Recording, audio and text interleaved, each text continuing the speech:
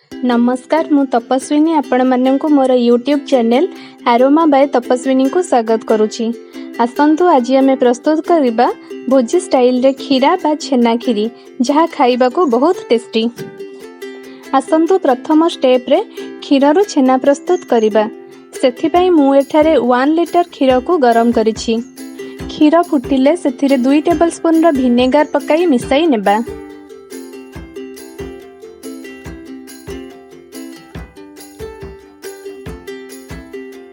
छेना छिंडिबा परे 2 मिनिट फुटाइबा कारण खीरा पई हमर टिके टाण छेना दरकार।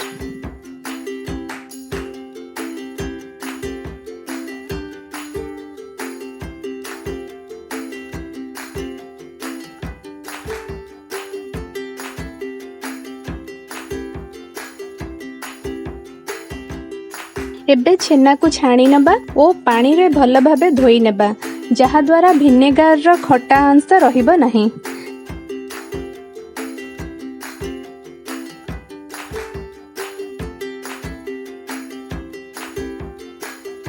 देखंतु छेना हमर रेडी होई जाईची।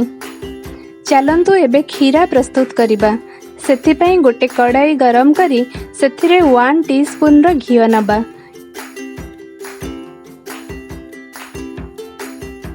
एबे सेथिरे 1 टीस्पून चीनी पकाई मिसाई नेबा और कैरामेलाइज करिबा।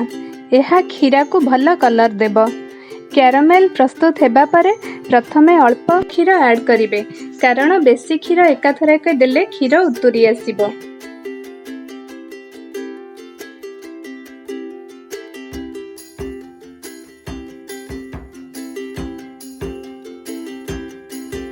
एबे मु एठारे 1 लिटर क्षीर को ऐड करूछि।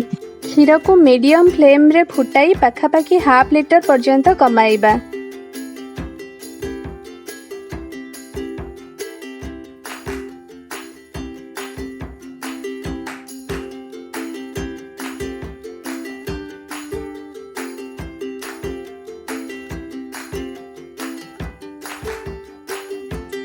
ध्यान रखिबे क्षीर जेमिति कड़ाई साइड रे न लागे सेथि पई ताकू मझिरे मझिरे घांटी साइड रु छड़ाई देबे।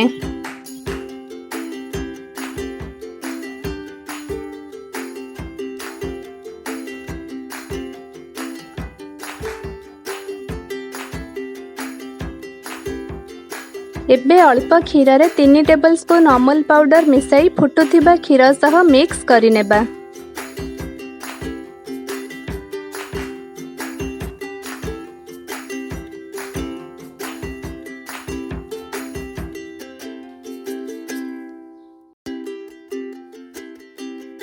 फ्लेवर पाई कि 6-7 गुजराती को गुंड करी फुटुथिबा क्षीर रे पकाइबा।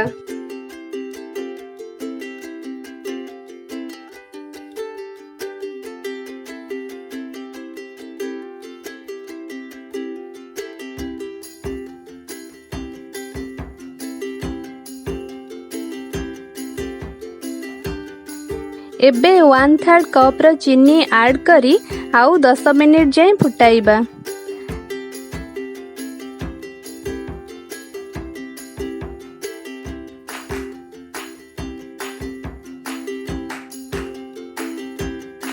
पाखापाखी आधा घंटे गरम हेबा परे क्षीर आमर हाफ लिटर होई जाईची। एबे एहा को बाहर ठंडा करी फ्रीज रे 2 घंटा पई रखिबा कारण खीरा जदी आमर गरम थिबो सेथिरे छेना मिसाइले पूरा खीरा छिंडी जिवो।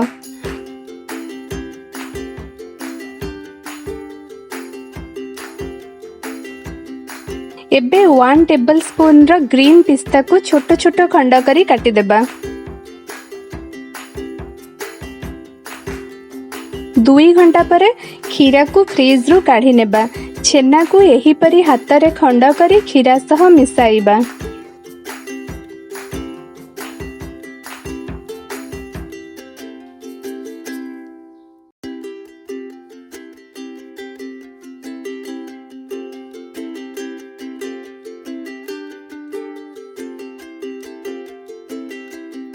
खंड करिथिबा पिस्ता को मिसाई सर्व करि नेबा।